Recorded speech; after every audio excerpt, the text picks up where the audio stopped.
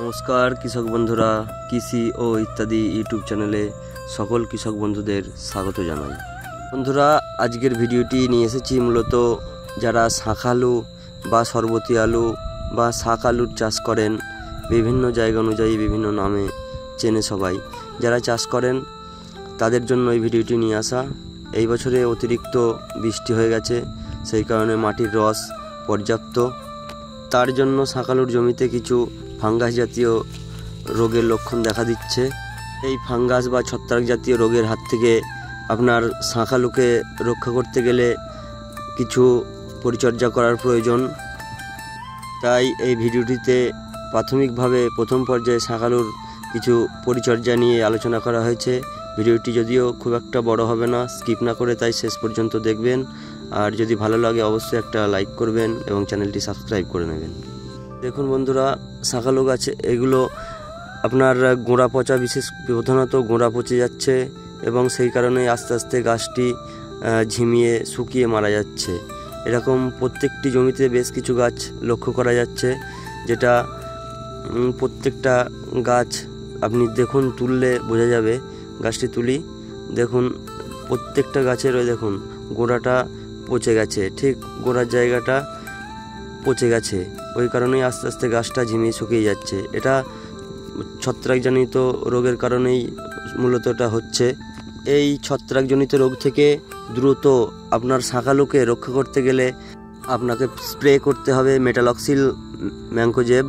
প্রতি লিটার জলে 3 থেকে 4 গ্রাম অনুপাতে মিশিয়ে ভালো করে জমিতে স্প্রে করবেন এবং প্রতি স্প্রে মেশিনের ড্রামে আপনি তার সঙ্গে 1 পাতা করে হিউমিক অ্যাসিড অবশ্যই ব্যবহার করবেন, তাতে খুব দ্রুত কাজ হবে।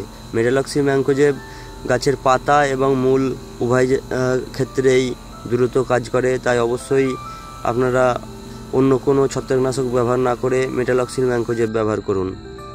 ছত্রাকনাশক দেওয়ার 3 থেকে 4 দিন পর প্রতি 1 কিলো যে কোনো জৈব সারের সঙ্গে ট্রাইকোডার্মা হার্জেনিয়াম প্রতি 1 কিলো জৈব সারের সঙ্গে 10 গ্রাম মিশিয়ে সেটি জমিতে ছড়াতে পারেন। তাতে আপনার ফাঙ্গাস আক্রমণ অনেকটাই কম হবে বা ফাঙ্গাস আক্রমণ হতে বাধা দেবে। এটা জৈব ছত্রাকনাশক ট্রাইকোডার্মা হার্জেনিয়াম, এটি ব্যবহারে ভালো ফল পেতে পারেন।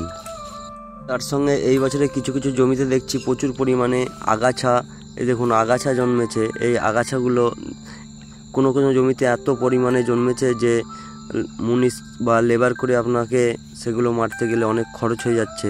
তাই তার জায়গায় আপনারা হারবিসাইড বা আগাছানাশক ব্যবহার করতে পারেন, যেটা ইউপিলের ইরিস খুব ভালো কাজ করছে আগাছার ক্ষেত্রে। এই ওষুধটা ইউপিলের ইরিস, এটি আপনারা ব্যবহার করতে পারেন। এটা ব্যবহার করে কিন্তু মোথা বা ঘাস জাতীয় ঘাস মরবে না, তাতে আপনাকে এটা শুধু আগাছা জাতীয় গাছকে নষ্ট করতে সাহায্য করে। বন্ধুরা, ভিডিওটি আজকের মতো এখানেই শেষ করছি। ভিডিওটি যদি ভালো লাগে অবশ্যই একটা লাইক করবেন এবং চ্যানেলটি সাবস্ক্রাইব করে পাশে থাকবেন। দেখা হচ্ছে পরবর্তী অন্য কোনো নতুন ভিডিওয়। ততক্ষণ সকলে ভালো থাকবেন, সুস্থ থাকবেন। নমস্কার।